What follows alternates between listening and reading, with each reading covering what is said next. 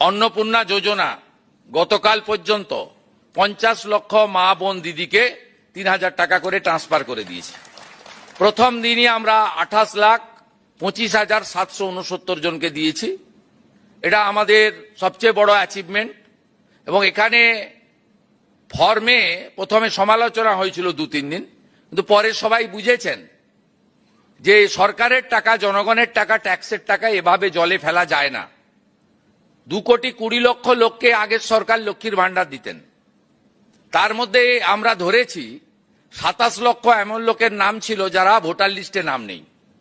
আমরা কেবলমাত্র সিএএতে যারা অ্যাপ্লাই করেছেন 1,21,000 এখন অবধি 19,000 সার্টিফিকেট পেয়েছেন।